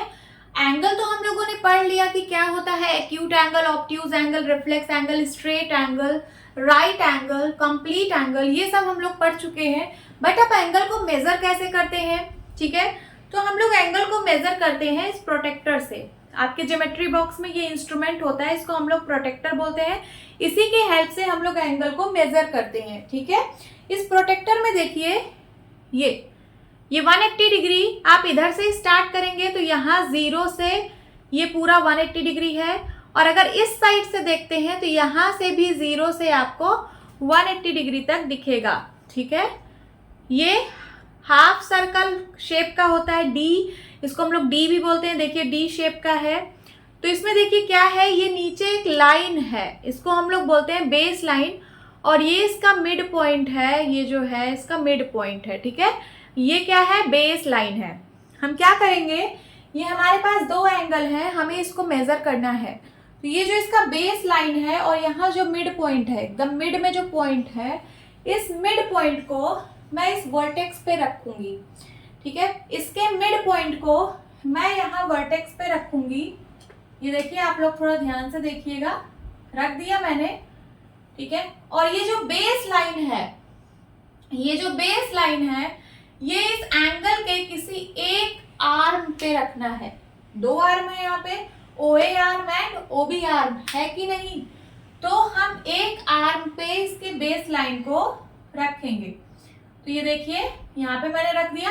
अब ये जो दूसरा आर्म है यहाँ पे एंगल को शो कर रहा है, ठीक है। अब आपको ये चीज ध्यान देना है कि ये जो बेस लाइन है, जिस आर्म से आप लोगों ने इसको मैच कराया है, वहां से आप 0 से काउंट करेंगे। कहां से, 0 से। तो ये देखिए 10, 20, 30, 40, 50, ये 50 डिग्री का एंगल है। कितने डिग्री का, 50 डिग्री का एंगल है ये।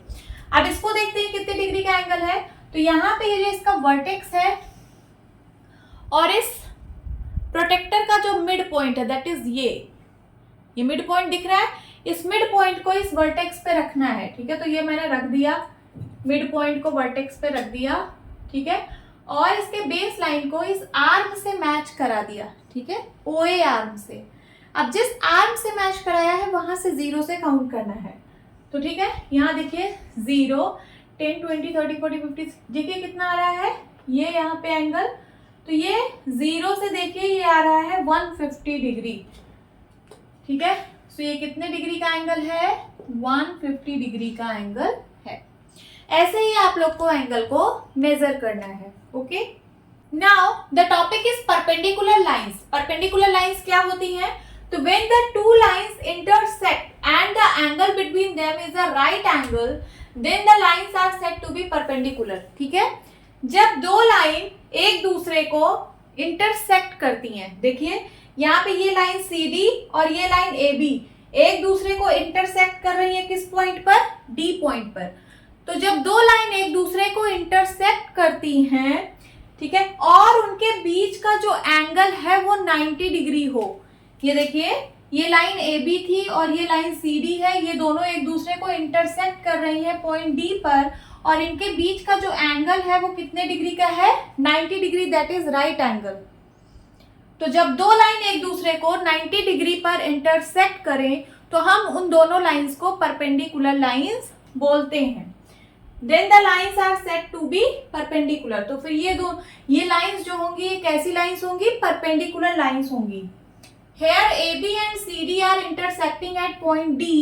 यहाँ पे AB और CD इंटरसेक्ट कर रहे हैं पॉइंट D पर, फॉर्म अ राइट एंगल, और यहाँ पे कितने डिग्री का एंगल बन रहा है?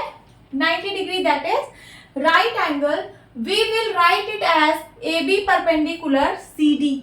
तो हम इसको लिख सकते हैं कि AB जो लाइन है वो परपेंडिकुलर है CD के, या फिर ये जो CD लाइन है ये परपेंडिकुलर किसके है? AB के। और इसको हम पढ़ते कैसे हैं? देखिए लिखते ऐसे हैं, AB, ये जो सिंबल है ये परपेंडिकुलर का सिंबल है, ऐसे और ऐसे। AB परपेंडिकुलर है CD के, या फिर CD परपेंडिकुलर है AB के, दोनों एक दूसरे के परपेंडिकुलर है, तो हम दोनों तरीके से लिख सकते हैं। और इसको पढ़ेंगे कैसे? Reads as AB is perpendicular to CD। इसको पढ़ते हैं AB is perpendicular to CD और CD is perpendicular to AB। देखिए ये AB और CD एक दूसरे को 90 डिग्री पर इंटरसेक्ट कर रहे हैं, तो ये दोनों लाइन एक दूसरे के परपेंडिकुलर हैं। तो ये लाइन जो AB है ये परपेंडिकुलर है CD के, या फिर जो CD लाइन है वो परपेंडिकुलर है AB के। ठीक है, ऐसे हम इसको राइट करते हैं। Okay, now perpendicular bisector. Perpendicular lines आप लोग पढ़ चुके हैं, क्या होती है परपेंडिकुलर लाइंस? तो ऐसी दो लाइंस जो एक दूसरे को 90 डिग्री पर इंटरसेक्ट करती हैं, वो दोनों लाइन एक दूसरे की परपेंडिकुलर कहलाती हैं। ठीक है, अब परपेंडिकुलर बाइसेक्टर क्या होता है? तो बाइसेक्टर का मीनिंग सबसे पहले समझते हैं। बाइसेक्टर, बाई का मतलब टू, सेक्टर मींस पार्ट्स। ठीक है, तो break into two equal parts. Two equal parts, दो इक्वल पार्ट में ब्रेक करना ही बाइसेक्टर कहलाता है। ठीक है, अब चलिए इसकी डिफिनेशन देखते हैं। If a perpendicular divides another line into two equal parts, then it is said to be perpendicular bisector of that line। अगर कोई परपेंडिकुलर दूसरी लाइन को दो पार्ट में डिवाइड कर दे तो वो परपेंडिकुलर बाइसेक्टर कहलाएगा उस लाइन का। ठीक है, समझते हैं। यहाँ देखिए ये AB और CD ये परपेंडिकुलर लाइंस हैं। क्यों? क्योंकि ये दोनों एक दूसरे को 90 डिग्री पर इंटरसेक्ट कर रही हैं कि नहीं? अब ये जो CD है ये देखिए AD और DB को टू इक्वल पार्ट्स में डिवाइड कर रहा है। ये AD और DB को टू इक्वल पार्ट्स में डिवाइड कर रहा है, मीन्स इसकी जो लेंथ है वही इसकी लेंथ है। अगर ये 4 सेंटीमीटर की है तो ये भी 4 सेंटीमीटर की है। तो ये जो CD परपेंडिकुलर है ये लाइन AB को टू इक्वल पार्ट में डिवाइड कर रहा है, तो हम क्या बोलेंगे? CD जो है वो परपेंडिकुलर बाइसेक्टर है किसका? AB का। देखिए लिखा है here CD is the perpendicular bisector of AB। जो CD है ये क्या है? ये परपेंडिकुलर बाइसेक्टर है किसका? AB का। क्यों? As its divides AB into two equal parts, क्योंकि ये AB को टू इक्वल पार्ट्स में डिवाइड कर रहा है, that is AD is equals to DB। AD is equals to DB। एक और एग्जांपल से समझते हैं। सपोज ये लाइन और ये लाइन एक दूसरे के परपेंडिकुलर है, यहाँ पे 90 डिग्री पे मीट हो रही है। ये PQ है एंड दिस इज RS। तो बताइए इसमें परपेंडिकुलर बाइसेक्टर कौन सा है? तो ये जो आर एस है ये परपेंडिकुलर बाइसेक्टर है किसका, पी क्यू का। क्यों? क्योंकि ये जो आर एस है ये पी क्यू को दो इक्वल पार्ट में डिवाइड कर रहा है। तो आप इसको कैसे लिखेंगे, are S is the perpendicular bisector of P Q. लिख लीजिए, are S is the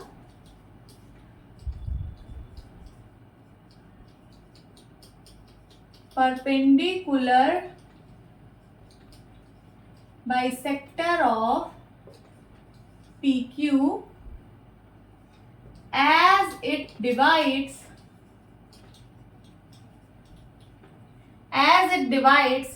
PQ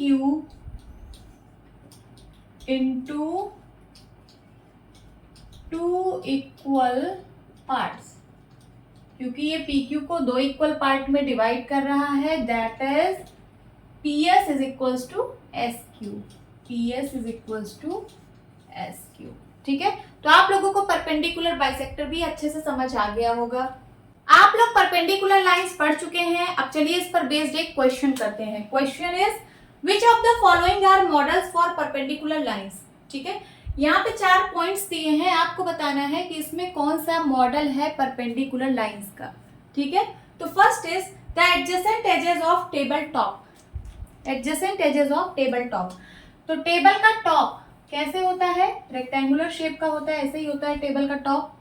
अब इसकी जो एडजेसेंट एजेस है, एडजेसेंट एजेस का मतलब बगल बगल वाली एजेस, जैसे ये वाली हो गई है ना, ये वाली हो गई। ठीक है, ये वाली हो गई एडजेसेंट एजेस, और ये वाली।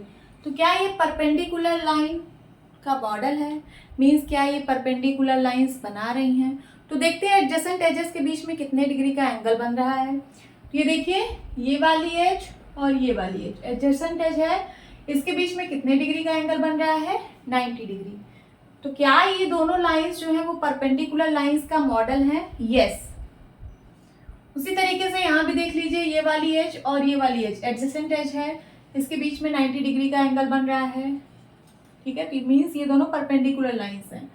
ये वाली एज यहाँ पे भी 90 डिग्री। ठीक है, यहाँ पे भी 90 डिग्री, तो इसका मतलब ये परपेंडिकुलर लाइन का मॉडल है। Then D part, the lines of a railway track. Railway track आप लोग देखे होंगे जिस पर ट्रेन चलती है। तो कैसे होता है रेलवे ट्रैक, ये एक व्हील इस पे चलता है, एक व्हील इस पे, ऐसे चलती है ट्रेन, ऐसे। तो क्या ये परपेंडिकुलर लाइन का मॉडल है रेलवे ट्रैक, नो। ये तो पैरेलल लाइन है, ये देखिए ये दोनों पैरेलली ऐसे चल रही है ना, ऐसे पैरेलली जा रही है। ये दोनों एक दूसरे को कभी नहीं मीट करेंगे, इनको हम लोग क्या बोलते हैं, पैरेलल लाइन। तो ये परपेंडिकुलर लाइन तो है नहीं, तो ये जो रेलवे ट्रैक है ये परपेंडिकुलर लाइन का मॉडल नहीं है। Then C the line segments forming the letter L. Letter L में जो लाइन सेगमेंट का यूज हुआ है, दो लाइन सेगमेंट का यूज हुआ है ना, तो बताइए क्या ये परपेंडिकुलर लाइन का मॉडल है, हाँ है। क्यों? क्योंकि इन दोनों के बीच में 90 डिग्री का एंगल बन रहा है। So yes. And D the letter V. अब ये जो वी लेटर है, क्या ये परपेंडिकुलर लाइन का मॉडल है? सो इनके बीच में एंगल कितना बन रहा है, तो 90 से छोटा एक्यूट एंगल बन रहा है, 90 डिग्री तो बनता नहीं है। तो ये जो है ये परपेंडिकुलर लाइन का मॉडल नहीं है। Okay, now classification of triangles. अब हम लोग ट्राइंगल्स का क्लासिफिकेशन पढ़ेंगे। क्लासिफिकेशन पढ़ने से पहले हम लोग ट्राइंगल के बारे में जान लें कि ट्राइंगल क्या होता है। तो triangle is a polygon with 3 sides. Triangle जो है वो 3 साइड का पॉलीगन होता है। देखिए 1 side, 2 side and 3 side. 3 side का पॉलीगन है। It is the polygon with the least number of side. ये सबसे कम नंबर ऑफ साइड का पॉलीगन है। ठीक है, सबसे कम नंबर ऑफ साइड का पॉलीगन ट्राइंगल होता है। कैसे? देखिए 3 साइड है, क्या आप 2 साइड से कोई क्लोज पॉलीगन बना सकते हो, कोई क्लोज फिगर बना सकते हो? नहीं। अगर आप 2 साइड से बनाते हो तो ये तीसरी साइड ओपन रह जाती है, तो ये कोई पॉलीगन नहीं होगा। पॉलीगन क्या होता है? पॉलीगन एक क्लोज्ड फिगर होता है जो कि सिर्फ लाइन सेगमेंट से मिलके बना होता है। तो अगर आप 2 लाइन सेगमेंट लेते हो तो 2 लाइन सेगमेंट से कोई क्लोज फिगर नहीं बन पाएगा, तो ये कोई पॉलीगन नहीं है। तो minimum number of line segment 3 होना चाहिए। ठीक है, तो वही लिखा है कि ये सबसे कम नंबर ऑफ साइड का पॉलीगन होता है। Every triangle is of different size and shape. हर एक ट्राइंगल डिफरेंट साइज का होता है, डिफरेंट डिफरेंट शेप का होता है। We classify them on the basis of their sides and angle. हम ट्राइंगल का क्लासिफिकेशन कैसे करते हैं, तो साइड के बेसिस पे करते हैं और एंगल के बेसिस पे करते हैं। ठीक है, ये मैंने एक ट्राइंगल बनाया एबीसी, ट्राइंगल एबीसी। इसको लिखते कैसे हैं, ट्राइंगल एबीसी। मैंने एक ट्राइंगल एबीसी बनाया। इसमें कौन कौन सी साइड है, इसमें साइड्स 3 साइड है। ये पहली साइड, दूसरी साइड एंड तीसरी साइड। इसका नाम क्या है, तो ये साइड ए बी, कौन कौन सी साइड है, ए बी साइड है और ए सी साइड है एंड बी सी साइड है। 3 साइड है ट्राइंगल में। और कितने एंगल है, तो 3 एंगल है। ये देखिए, एक एंगल, 2 एंगल एंड ये थर्ड एंगल। तो एंगल का भी नाम हम लोग लिख लेते हैं। एंगल्स कौन कौन से हैं, तो angle A, angle B, angle C. Angle A comma angle B comma angle C. अगर मैं इस एंगल का पूरा नाम लिखूं तो एंगल ए को मैं और क्या लिख सकती हूँ, एंगल ए को लिख सकती हूँ बी ए सी। एंगल बी ए सी, जिसको लिखना होता है वो सेंटर में रहता है। जैसे एंगल ए को लिखना है तो इसको एंगल बी ए सी या फिर एंगल सी ए बी भी बोल सकते हैं इसी को। या फिर मैं क्या बोल सकती हूँ, angle C A B comma, यहाँ और लगा देती हूँ। एंगल बी को क्या लिख सकती हूँ, angle A B C. Angle A B C, या फिर इसी को क्या लिख सकती हूँ मैं, एंगल सी बी ए। ठीक है, और एंगल सी को क्या लिख सकते हैं, तो एंगल सी का पूरा नाम होगा एंगल ए सी बी, या फिर इसी को मैं लिख सकती हूँ एंगल बी सी ए। तो एंगल सी के, एंगल ए के ये तीनों नाम है। एंगल ए बोलो या फिर और एंगल बी ए सी बोलो और एंगल सी ए बी बोलो। एंगल बी के ये तीनों नाम है, एंगल बी बोलो और एंगल ए बी सी बोलो और एंगल सी बी ए बोलो, तीनों एक ही चीज है। और एंगल सी के ये तीनों नाम है, एंगल सी बोलो या फिर और एंगल ए सी बी बोलो या फिर एंगल बी सी ए बोलो। ठीक है, तो ये रहा हमारा ट्राइंगल और ट्राइंगल की साइड्स और एंगल्स। अब हम लोग इसका क्लासिफिकेशन पढ़ते हैं। अभी हम साइड के बेसिस पे क्लासिफिकेशन पढ़ेंगे ट्राइंगल का। Classification on the basis of sides. तो साइड के बेसिस पे 3 टाइप के ट्राइंगल होते हैं, that is scalene triangle, isosceles triangle and equilateral triangle.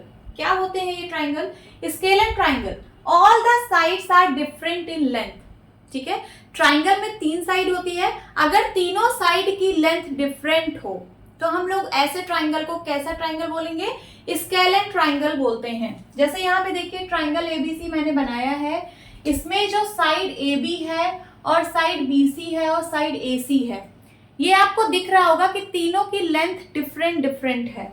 अगर ये 3 सेंटीमीटर है, ये 4 सेंटीमीटर है, तो ये 5 सेंटीमीटर, ऐसा ही आपको कुछ दिख रहा होगा। ये सबसे छोटा साइड दिख रहा है, ये उससे बड़ा और ये सबसे बड़ा, तो तीनों का लेंथ डिफरेंट है, तो हम ऐसे ट्राइंगल को स्केलन ट्राइंगल बोलते हैं। Then B, isosceles triangle. Isosceles triangle क्या है, the length of 2 side are equal. अगर ट्राइंगल में कोई भी 2 साइड की लेंथ इक्वल हो तो हम लोग उसको बोलते हैं आइसोसेलेस ट्राइंगल। जैसे यहाँ पे देखिए मैंने एक ट्राइंगल एबीसी बनाया है, इसकी साइड AB और AC, ये वाली साइड और ये वाली साइड, क्या आपको इक्वल दिख रही है, हाँ इक्वल है। अगर ये 5 सेंटीमीटर है तो ये भी 5 सेंटीमीटर होगा, है ना। तो ये देखिए इसकी 2 साइड की लेंथ इक्वल है, तो ये कैसा ट्राइंगल है, ये आइसोसेलेस ट्राइंगल है। और थर्ड साइड कुछ भी हो सकता है, सपोज ये 3 सेंटीमीटर है, कितना, 3 सेंटीमीटर, तो ऐसे ट्राइंगल को हम लोग क्या बोलते हैं, isosceles triangle. Then third is equilateral triangle. Equilateral, इसके नाम से ही पता चल रहा है, इक्वी का मतलब होता है इक्वल और लेटरल का मतलब होता है sides, equal sides. All the sides are equal in length. जब ट्राइंगल की जितनी भी साइड है, ऑल द साइड, कितनी साइड होती है, 3 साइड, 3 ही साइड होती है। तो अगर ट्राइंगल की तीनों साइड की लेंथ इक्वल है तो हम लोग ऐसे ट्राइंगल को इक्विलेटरल ट्राइंगल बोलते हैं। जैसे यहाँ पे देखिए side AB, side AC and side BC, इन तीनों की लेंथ इक्वल हो जाए तो ये कैसा ट्राइंगल है, इक्विलेटरल। तो चलिए, अगर ये 3 सेंटीमीटर है तो ये भी 3 सेंटीमीटर है और ये भी 3 सेंटीमीटर है, तो ये कैसा ट्राइंगल है, this is equilateral triangle. Now second is classification on the basis of angles.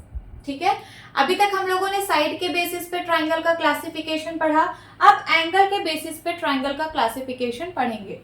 ठीक है, तो एंगल के बेसिस पे भी ट्राइंगल को 3 तरीके से क्लासिफाई किया गया है। First is acute angle triangle, second is right angle triangle and third is obtuse angle triangle. क्या होते हैं देखते हैं। एक्यूट एंगल, नाम से ही पता चल रहा है एक्यूट एंगल। एक्यूट का मतलब होता है क्या, less than 90 degree, less than 90 degree, है ना। एक्यूट एंगल आप लोगों ने पढ़ा है, एक्यूट एंगल को लेस देन 90 डिग्री बोलते हैं, जैसे कि 45 डिग्री, 60 डिग्री, 70 डिग्री, ये सब क्या है, एक्यूट एंगल्स हैं। तो if all the angles are less than 90 degree then this is called acute angle triangle. ठीक है, अगर ट्राइंगल के सारे एंगल 90 डिग्री से छोटे हो, 90 डिग्री से छोटे हो मीन्स एक्यूट हो। अगर ट्राइंगल के सारे एंगल एक्यूट हो तो हम लोग ऐसे ट्राइंगल को एक्यूट एंगल ट्राइंगल बोलते हैं। यहाँ पे देखिए, ये वाला एंगल, ये वाला एंगल और ये वाला एंगल, क्या आपको 90 से छोटा लग रहा है? हाँ, 90 से छोटा लग रहा है, तो ये कैसा ट्राइंगल है, ये एक्यूट एंगल ट्राइंगल है।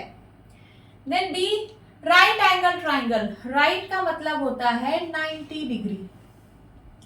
डेफिनेशन देखिए, if one of the angles is 90 degree, if one of the angles is 90 degree, अगर ट्राइंगल में कोई भी एक एंगल 90 डिग्री का हो जाए तो उसको हम लोग राइट एंगल ट्राइंगल बोलते हैं। ये देखिए, यहाँ पे एक ट्राइंगल बना हुआ है, इसका ये वाला एंगल जो है वो 90 डिग्री का है, दिख रहा है, तो हम लोग ऐसे ट्राइंगल को बोलेंगे right angle triangle. Then third is obtuse angle triangle. Obtuse का क्या मतलब होता है, तो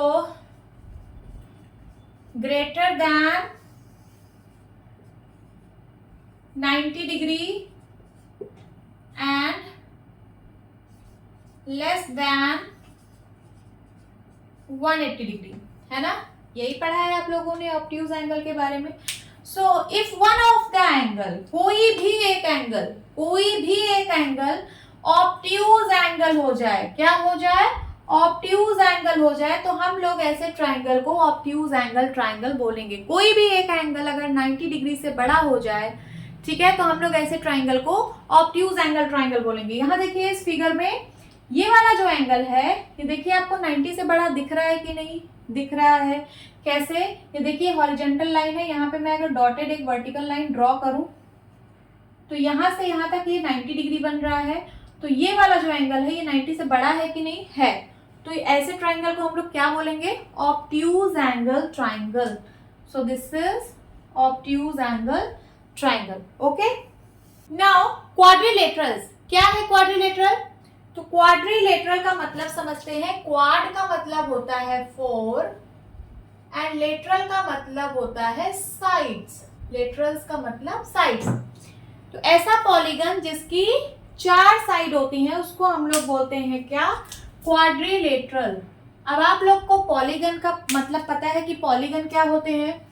पॉलीगन क्या है, पॉलीगन एक क्लोज्ड फिगर होता है जो कि सिर्फ लाइन सेगमेंट से मिलके बना होता है, उसको हम लोग पॉलीगन बोलते हैं। ठीक है, तो क्वाड्रिलेटरल क्या है, ऐसा पॉलीगन जिसकी 4 साइड होती है उसको हम लोग क्वाड्रिलेटरल बोलते हैं।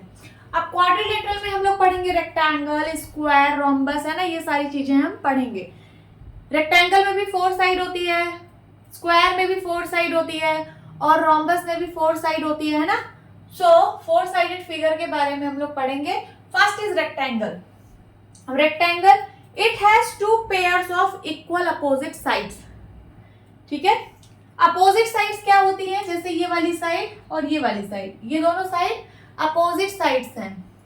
ये वाली साइड और ये वाली साइड, ये दोनों अपोजिट साइड्स हैं। ठीक है, तो अपोजिट साइड्स आर इक्वल। देखिए ये वाली साइड और ये वाली साइड, इन दोनों की लेंथ इक्वल है। ठीक है, अगर ये 4 सेंटीमीटर का है तो ये भी 4 सेंटीमीटर का होगा। ठीक है, और अगर ये 8 सेंटीमीटर का है ये वाली साइड, तो ये वाली साइड भी 8 सेंटीमीटर की होगी। तो रेक्टेंगल के पास 2 pair of equal opposite side होता है, ठीक है।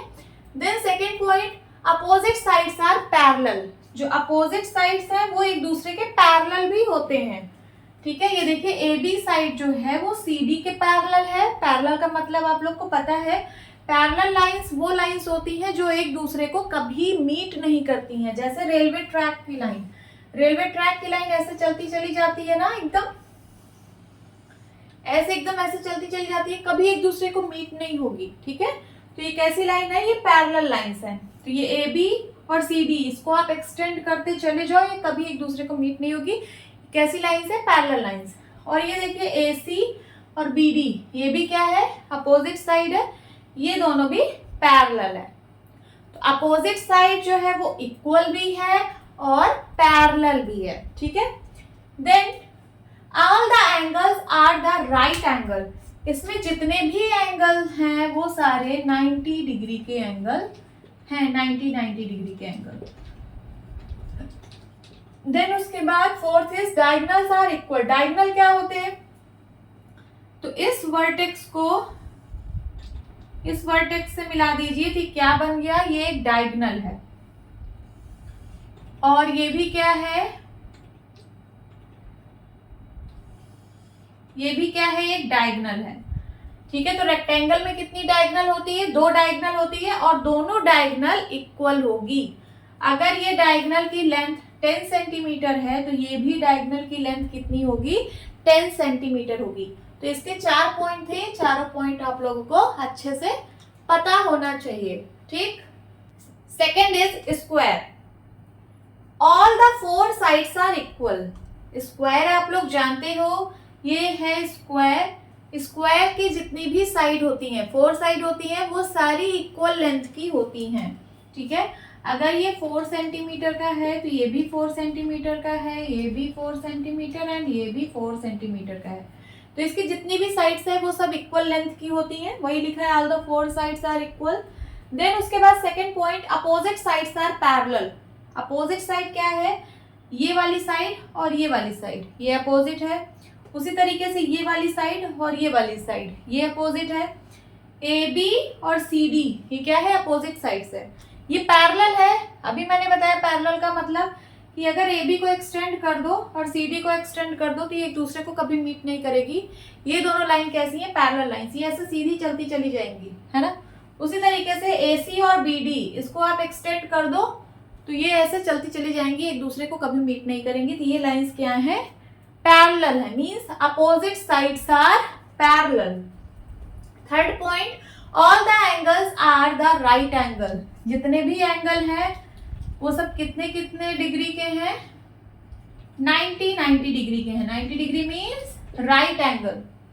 Then fourth point, diagonals are equal, ठीक है।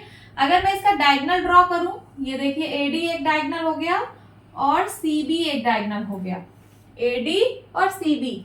तो इसकी जो लेंथ होगी एडी की, वही लेंथ होगी सीबी की, ठीक है। तो डायगोनल्स आर इक्वल, ओके।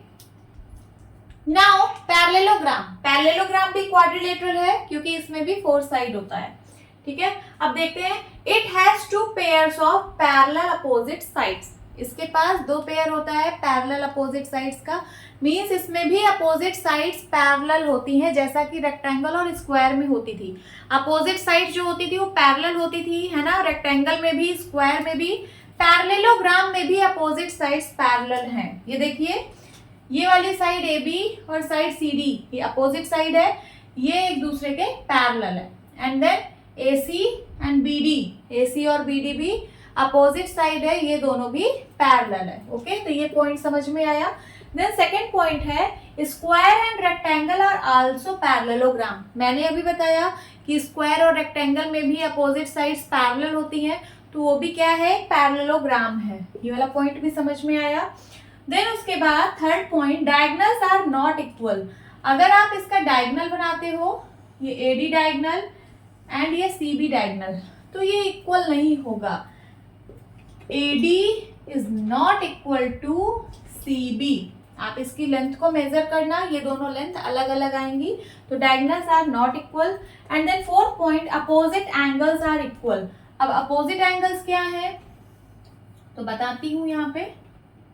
जैसे अपोजिट साइड आप लोगों ने पढ़ा, ये वाली साइड अपोजिट है, ये साइड अपोजिट है, उसी तरीके से एंगल भी अपोजिट, ये वाला एंगल और ये वाला एंगल अपोजिट एंगल है, ये वाला एंगल एंड ये वाला एंगल अपोजिट एंगल है, ठीक है। तो अपोजिट एंगल्स आर इक्वल, जो अपोजिट एंगल है वो इक्वल होते हैं, ठीक है। अगर ये 60 डिग्री का है, 60 नहीं थोड़ा बड़ा है, अगर ये 120 डिग्री का है तो ये भी 120 डिग्री का होगा, ये जितने का होगा वही उतने का होगा, ठीक है। अब हमें पता है क्वाड्रिलेटरल के चारों एंगल जो होते हैं वो 360 डिग्री के होते हैं, सारा सम। तो 120 120 240 हो गया, ठीक है। तो 360 में से 240 माइनस कर दीजिए, 120 आया, तो ये एंगल कितना हो जाएगा 60 डिग्री, ठीक है। सो आपको पैरेललोग्राम भी समझ आ गया होगा।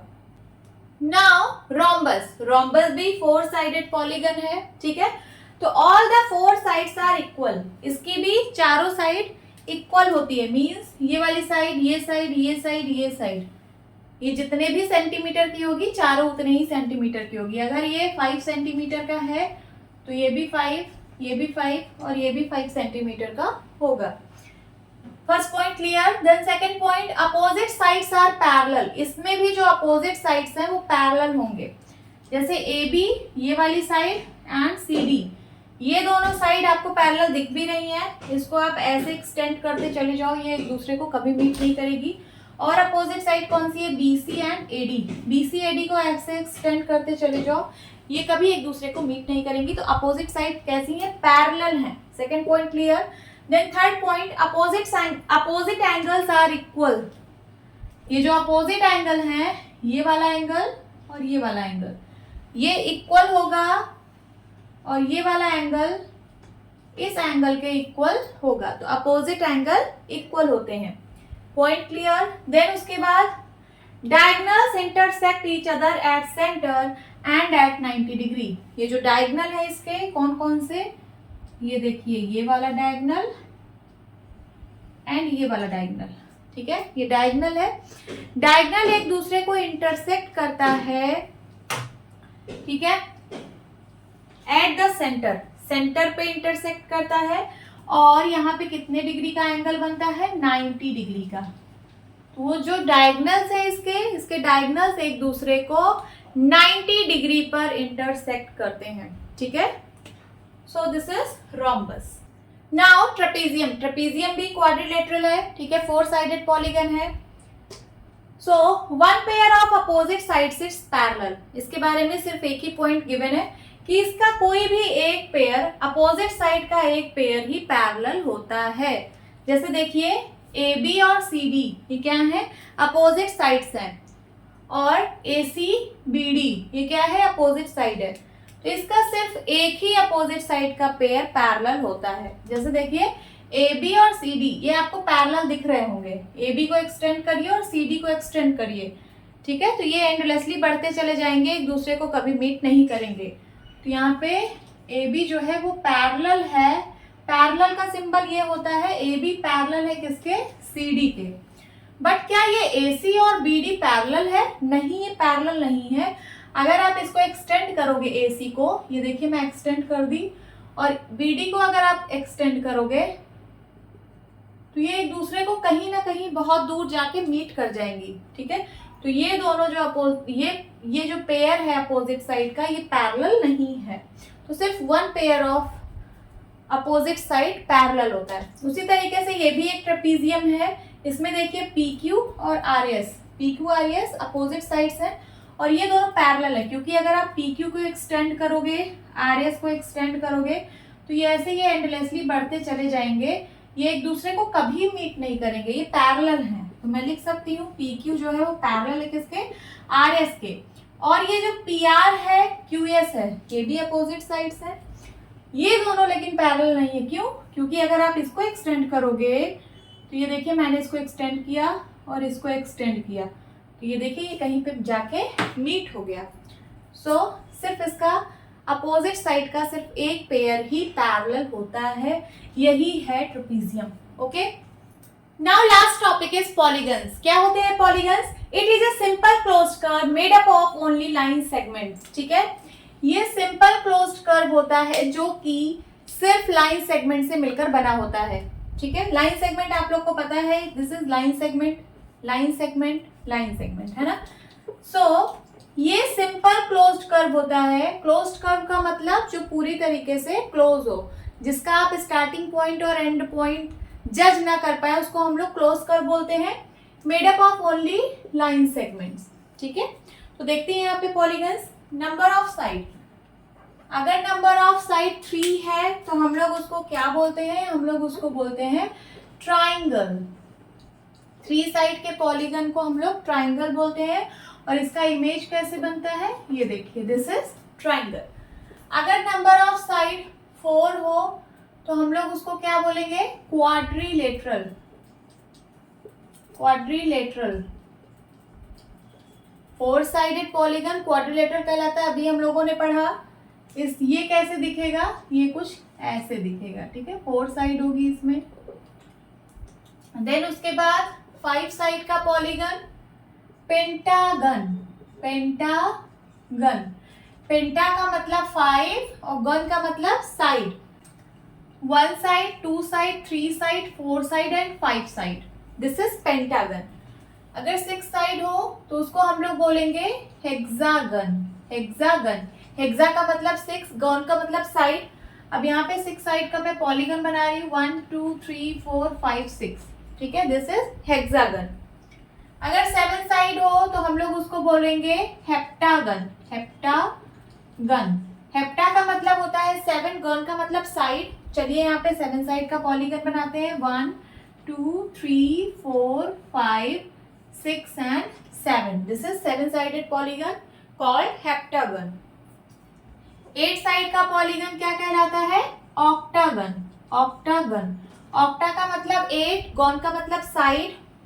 8 साइड यहाँ पे पॉलीगन बनाइए, 1 2 3 4 5 6 7 8, this is 8 sided polygon called octagon. 9 side हो तो नोनागन। नोना का मतलब 9, गन का मतलब साइड। यहाँ पे 9 साइड का पॉलीगन बनाते हैं, 1 2 3 4 5 6 7 8 एंड 9।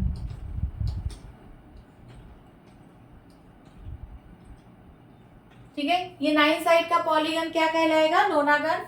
और अगर 10 साइड का पॉलीगन हो तो उसको हम लोग बोलेंगे डेकागन। डेकागन। ठीक है, यहाँ पे 10 साइड का पॉलीगन बनाइए, 1 2 3 4 5 6 7 8 9 10, दिस इज 10 साइडेड पॉलीगन। अब इससे ज्यादा साइड का पॉलीगन हो, जैसे 11 साइड का हो, ठीक है, 11 साइड का पॉलीगन अगर हो तो हम लोग उसको क्या बोलेंगे? 11 साइडेड पॉलीगन। क्या बोलेंगे? 11 साइडेड पॉलीगन। ऐसे जितने भी नंबर्स बढ़ते जाएंगे उतने sided polygon, 12 sided polygon, 13 sided polygon, 14 sided polygon. ठीक है, आपकी बुक में सिर्फ 10 तक ही है तो डेकागन तक ही आप लोगों को लर्न रखना है। उसके बाद 11 साइडेड पॉलीगन, 12 साइडेड पॉलीगन, है ना, 13 साइडेड पॉलीगन, ऐसे हो जाएंगे। ठीक है, तो ये रहा आपका पॉलीगन। इसी के साथ आपका ये इंट्रोडक्शन पार्ट कंप्लीट होता है। होप स्टूडेंट्स आपको ये क्लास अच्छी लगी होगी। मिलती हूँ अपनी नेक्स्ट वीडियो में, तब तक के लिए बाय बाय, टेक केयर।